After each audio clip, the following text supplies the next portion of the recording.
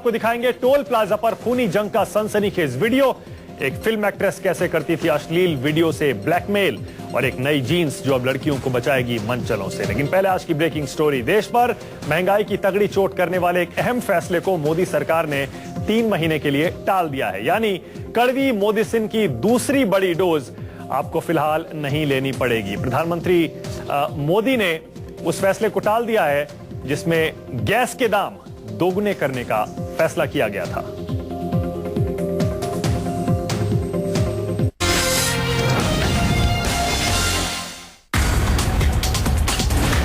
देश की माली हालत सुधारने में जुटी मोदी सरकार ने कड़वी दवा के दूसरे डोज से हाथ पीछे खींच लिए हैं। सूत्रों के मुताबिक अगले कुछ महीने में होने वाले कई राज्यों के चुनावों के मद्देनजर मोदी सरकार ने नेचुरल गैस के दाम में हर महीने 5 रुपए और केरोसिन के दाम में हर महीने 1 रुपए की बढ़ोतरी के प्रस्ताव को 3 महीने के लिए टाल दिया है। पेट्रोलियम मिनिस्टर धर्मेंद्र प्रधान ने आज ऐलान किया कि नेचुरल गैस के दाम अगले 3 महीने तक नहीं बढ़ेंगे। यानी कि गैस का मौजूदा $4.2 प्रति यूनिट का मूल्य सितंबर के आखिरी तक जारी रहेगा।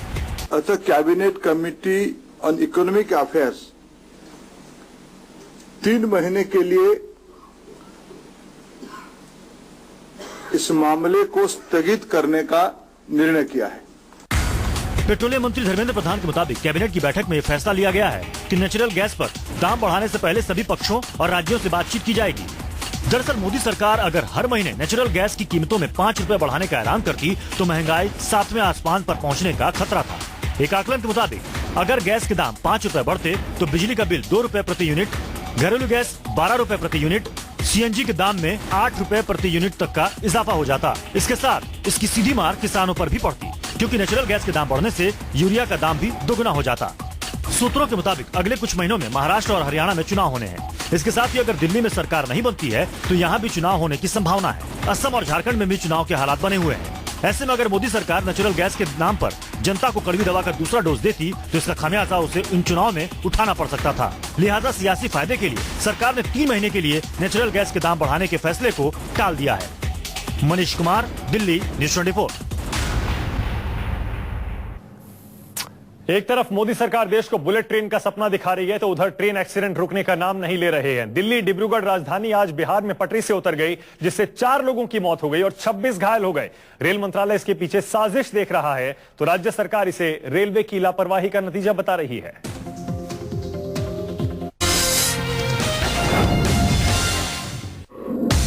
देर रात करीब 2:15 बजे नई दिल्ली डिब्रूगढ़ राजधानी एक्सप्रेस बिहार के छपरा के पास हादसे का शिकार हो गई। हादसे की वजह से ट्रेन की 9 बोगियां पटरी से उतर गईं। सरकारी आंकड़ों के मुताबिक हादसे में 4 मुसाफिरों की मौत हो गई जबकि 26 जख्मी हो गए। मौके पर पहुंचे रेल मंत्री सदानंद गौड़ा ने दावा किया कि जल्द ही हादसे की वजह का पता चल जाएगा।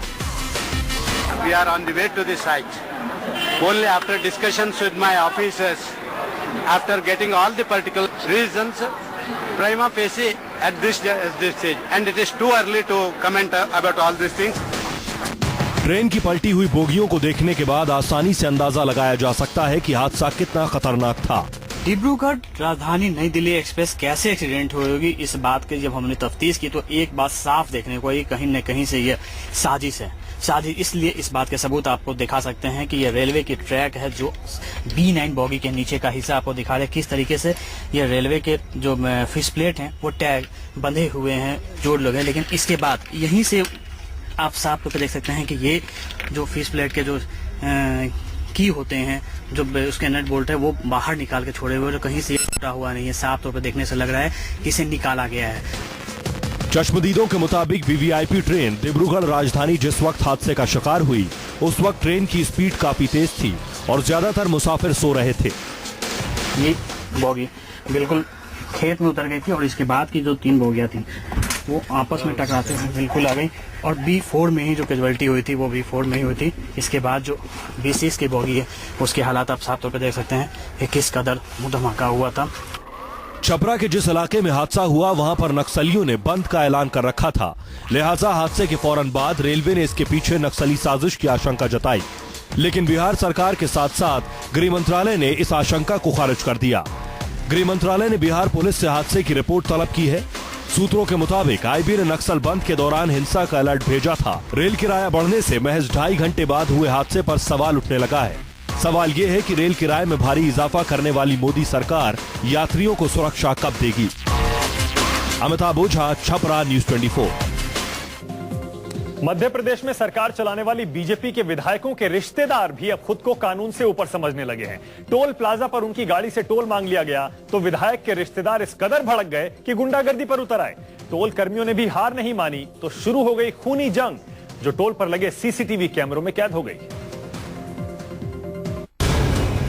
टोल प्लाजा पर मारपीट की ये सीसीटीवी तस्वीरें हैं मध्य प्रदेश के भिंड की।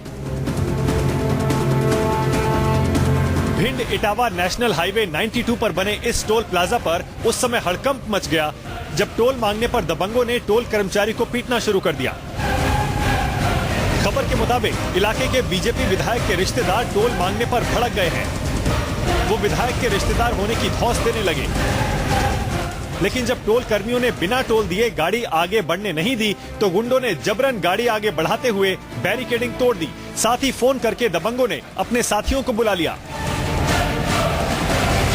उसके बाद क्या हुआ, उसकी गवाही टोल प्लाजा में लगी सीसीटीवी फुटेज दे रही है।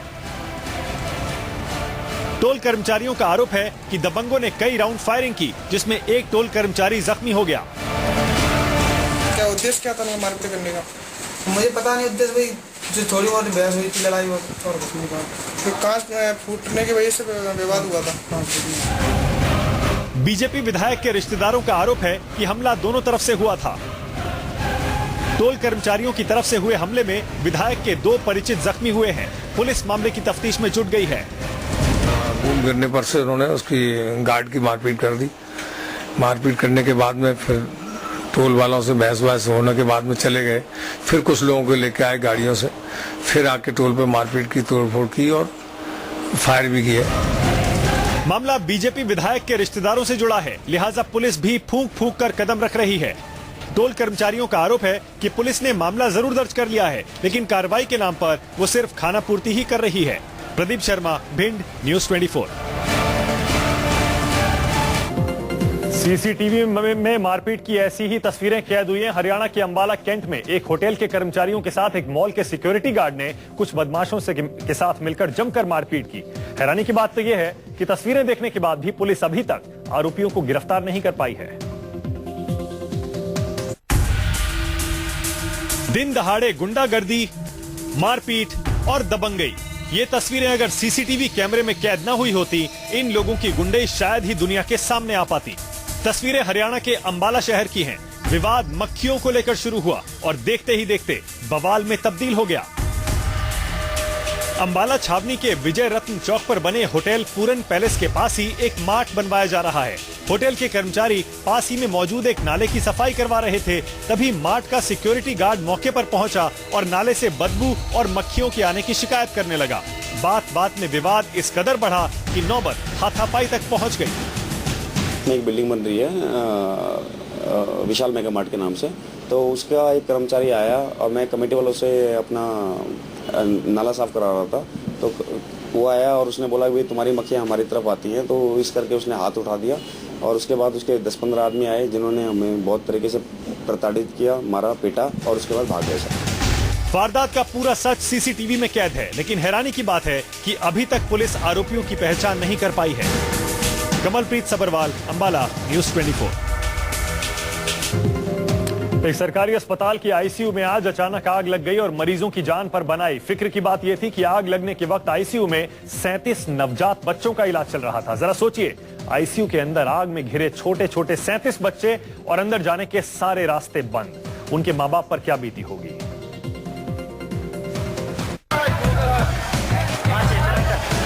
आग की लपटों और अफरा तफरी की ये तस्वीरें हैं मध्य प्रदेश के सतना के सरकारी अस्पताल की।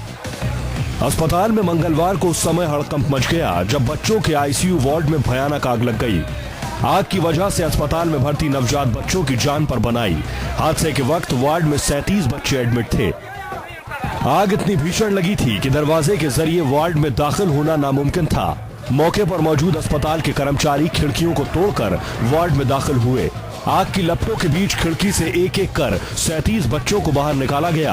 हालांकि एक बच्चे ने इलाज के दौरान दम तोड़ दिया। चश्मदीदों के मुताबिक धुएं की वजह से कई बच्चों की हालत खराब हो गई।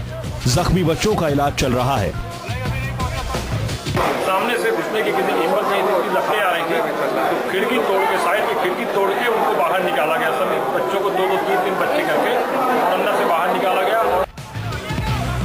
हादसे के शिकार 15 बच्चों की हालत गंभीर बनी हुई है।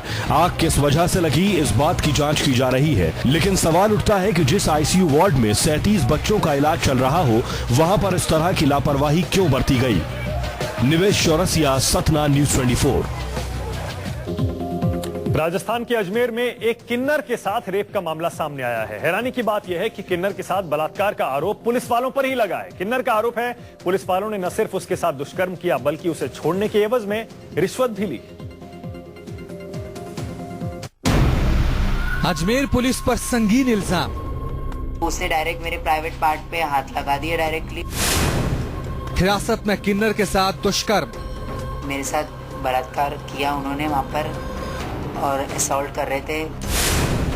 पुलिस ने किन्नर के साथ की मारपीट। वहाँ पर कोई कमरा था, उसके अंदर लेके गए जहाँ पर अरेस्ट पेपर तैयार किया था। उस कमरे के अंदर लेके जाके उन्होंने मुझे जोर से गिरा दिया नीचे। दुष्कर्म का वीडियो बनाकर दी धमकी।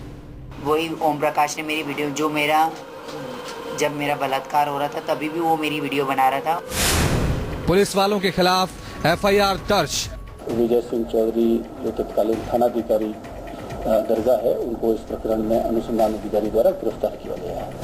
इस प्रकरण की सभी पहलुओं से पूरी तफ्तीश की जा रही है। पीड़ित किन्नर की मुख्यमंत्री से गुहार। मैं तो यही बोलना चाहूंगी कि मुझे इंसाफ चाहिए। अगर मुझे इंसाफ नहीं मिला तो मैं हाई कोर्ट तक जाऊंगी।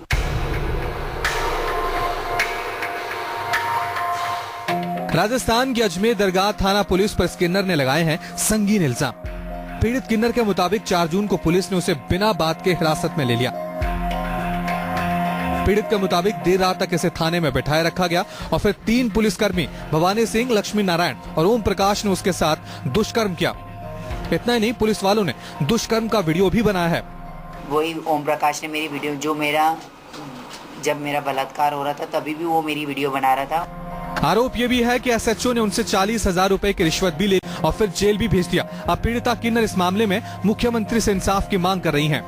मैं वसुंधरा मैडम से भी यही बात बोलना चाहूंगी कि अगर वो मुझे इंसाफ दिलाना चाहती है तो वो मुझे इंसाफ दिलाए, नहीं तो वो बोलेगी कि तू खुशी तुमको इंसाफ नहीं देना चाहती हूँ मैं ऐसे चली जाऊंगी राजस्थान से, मैं नहीं आऊंगी वापस। किन्नर के साथ दुष्कर्म की जांच अजमेर पुलिस कर रही है। आरोपी पुलिस वालों को दूसरे थाने में ट्रांसफर कर दिया गया है। पीड़ित किन्नर ने मामले की जांच CBI, CID या फिर CBI से कराने की मांग की है। किन्नर के साथ हुई इस घटना के बाद से किन्नर समाज गुस्से में है। इन लोगों का कहना है कि अगर जल्द ही न्याय नहीं मिला तो सड़कों पर उतरेंगे। मंचलों से लड़कियों को बचाने के लिए लड़कियों ने अनोखी पहल की है। वाराणसी की इन 2 लड़कियों ने एक ऐसी जीन्स बनाई है जिसे पहनने वाली लड़की को अगर किसी ने परेशान किया तो उसकी खैर नहीं है। जी हां, अब ये जीन्स बन सकती है मुसीबत में लड़कियों की संकट मोचक। देश में बढ़ रही रेप की वारदात को कंट्रोल करने के लिए वाराणसी की 2 लड़कियों ने की है अनोखी खोज। कंप्यूटर साइंस की छात्रा दीक्षा और इलेक्ट्रॉनिक कम्युनिकेशन की छात्रा अंजलि ने मिलकर एक ऐसी जीन्स तैयार की है जो रेप से महिलाओं की रक्षा करेगी। इस अनोखी जीन्स की कीमत है महज 200 रुपए। ज्यादा नहीं, 200 नियर अबाउट बस, क्योंकि क्या कहते हैं ये सब तो हमारा मोबाइल वगैरह था तो थोड़ा वो लगा, नहीं तो एक्चुअली है बहुत लेस, मतलब एक कह सकते हैं यूजलेस डिवाइसेस जो होती हैं, यूजलेस चीजों से वो हम लोग बना सकते हैं उनके थ्रू। इस जीन्स में वॉकी टॉकी डिवाइस लगा है। किडनैपिंग या छेड़छाड़ के समय इसका बटन दबाते ही पुलिस हेल्पलाइन नंबर पर कॉल चला जाएगा। इसके बाद सर्विलांस की मदद से पुलिस मौके पर पहुंचकर उनकी मदद कर सकती है। इस जीन्स में एक सेंसर माइक लगाया है जिसकी फ्रीक्वेंसी काफी तेज है। इसके सर्किट में मोबाइल चिप भी लगाया गया है। इस चिप में इमरजेंसी नंबर सेट किया जा सकता है। मुसीबत के वक्त इसे दबाते ही संबंधित शख्स के पास कॉल चला जाएगा। जब तक कॉल रिसीव नहीं होगा तब तक वाइब्रेशन होता रहेगा। इतना ही नहीं, इस जीन्स में कैमरा भी लगा है जो डिवाइस के स्विच को ऑन करते ही आरोपी की वीडियो बनाना शुरू कर देगा और अलग अलग फाइल के जरिए चिप में सेट नंबरों पर पहुंच जाएगा। ये जो हमारा माइक है ये बहुत हाई कैपेसिटी का माइक है। आप लोग देख सकते हैं यहाँ पे मोबाइल पे हम लोग ने यहाँ पे इतनी आवाज हो रही है जिससे कि यहाँ पे मोबाइल से कॉल आ रही है। कम कीमत वाली इस जीन्स को ज्यादा से ज्यादा 3 महीने तक इस्तेमाल किया जा सकता है। जीन्स के तैयार होने के बाद इसकी तकनीकी जांच कर इसे जल्द बाजार में उतारने की तैयारी चल रही है। पीयूष आचार्य, वाराणसी, News 24। और एक और ब्रेकिंग न्यूज आ रही है। खबर यह है कि महाराष्ट्र सरकार ने सरकारी नौकरियों में मराठा लोगों को 16% और मुसलमानों को 5% आरक्षण देने का फैसला किया है। इसी साल अक्टूबर में होने वाले विधानसभा चुनाव को देखते हुए सरकार ने यह फैसला लिया है। लोकसभा चुनाव में आपको याद ही होगा, सत्तारूढ़ कांग्रेस एनसीपी गठबंधन का सुपड़ा लगभग साफ हो गया था और बीजेपी शिवसेना को राज्य की 48 में से 42 सीटें गठबंधन को मिल गई थी। उसी तरह की हार से बचने के लिए सीएम पृथ्वीराज चौहान ने यह दांव खेला है। हालांकि इस फैसले की राह में कानूनी रोड़े आ सकते हैं।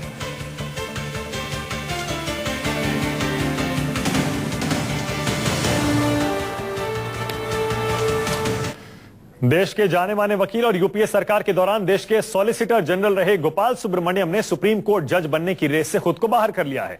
कॉलेजियम की सिफारिश में उनका नाम मोदी सरकार को भेजा गया था, लेकिन सरकार ने यह कहकर नाम रिजेक्ट कर दिया था कि सुब्रमण्यम की छवि साफ नहीं है। उनका काम 2G घोटाले और नीरा राडिया मामले में संदेहास्पद रहा है। गुस्से से भरे सुब्रमण्यम से बात की है हमारे संवाददाता प्रभाकर मिश्रा ने।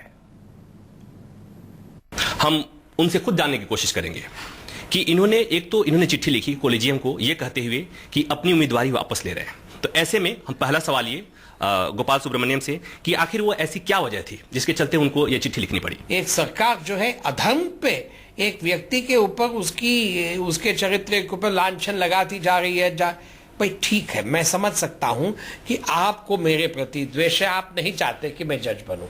भैया साफ साफ कहो। लेकिन इसके लिए ये थोड़ी कि तुम्हें जो है अखबारबाजी करनी पड़ेगी कि तुम हर तरह की चीज वहां लिखो। बहुत हो चुका ये तमाशा।